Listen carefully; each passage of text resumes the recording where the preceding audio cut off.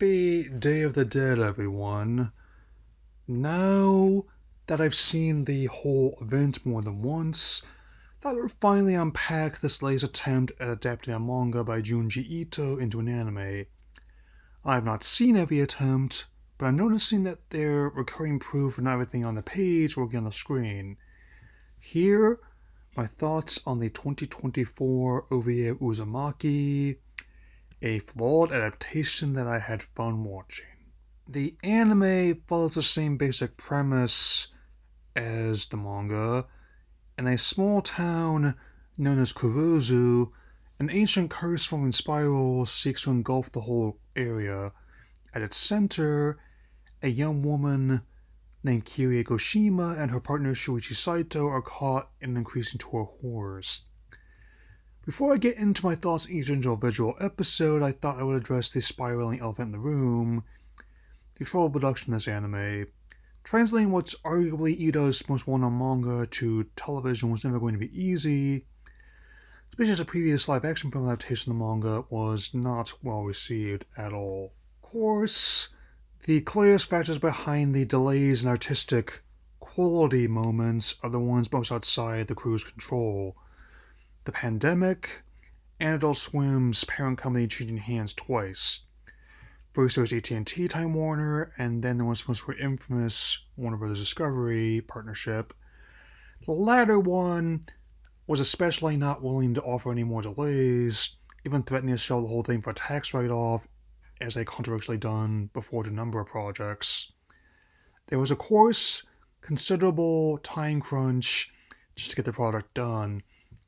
We'll get into how this impacted the whole anime itself over the course of this post, but for now, initially believed that Dave was running the company like Judge Doom. Others later realized the same thing I did fairly early on. He was actually running the company like Mr. Krabs. Let's get into each individual episode, starting with what's easily the best one, the first. The whole show uses a mixture of traditional animation and rotoscoping interspersed with digital effects, even making the show in black and white to recreate the look and feel of the manga. The unnerving dread caused by the spiral curse, Uzumaki literally translates to spiral, is an increasing source of fright throughout the episode, culminating in Shuichi's father contorting himself to fit in a wash tub, and the smoke from his cremation causing the curse to spread further. Is easily one of the most effective pilots I've seen all year, and the opinion I hold that's most consistent with everyone else. The second episode onward that everything spiraled out of control behind the scenes when both Jason DeMarco and Henry Thurlow said as much on the social media feeds. I believe them. Admittedly, the show is faithful to a fault to the source material in the sense of cramming an entire volume of A Song of Ice and Fire into 2 hours is. The subplot with the Jack-in-the-Box was never my favorite one, but even I noticed how truncated it got from page to screen. At least Kirie's his monstrous hair got a full whack, off-model animation aside. The third episode centers on Kirie being hospitalized alongside her cousin. Her name is Keiko Nakayama. Listen to her and other suspecting children. An outbreak of mosquitoes has them all drilling people's blood. No, I'm not making that up. After her return, a wave of storms break out in Kurozu, leading us to the fourth and final episode. As storms engulf the town, no one in Kurozu can get in or out, save a lone reporter. With Kirie and Shuichi making a failed last-ditch attempt to escape, I'm actually glad the anime retained the manga's ending of Kirie wanting to stay by his side till the end. However, right before that we get Shuichi falling into an abyss, represented by Shuichi.png being dragged across the frame. I didn't really notice on my first watch because it was after midnight. I was waiting for Demon Slayer One Piece to start, but people online certainly called it.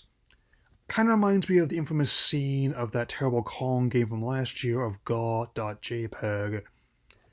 Still shall Shuichi aside, it does wrap things up conclusively for the cycle to start anew, and also makes solid enough points for me to finish this. Admittedly, this isn't the first time an adaptation from Ito has yielded mixed results for myself or the viewing public. Personally found the Gyo OVA to be decent, but found the Junji Ito collection to be a much bigger mess than this even. Maybe there will be an anime that does Ito's work justice one day, but that day is yet to come. Despite everything I actually have across the board, there are more than enough moments to entertain me even with or even because of its flaws. I'm among those in the so bad it's good cult followings for both Morbius, Man, and Web after all. Overall, the anime version of Uzumaki is a flawed adaptation I have fun watching. Sitting here recording this, I'll definitely keep in rotation.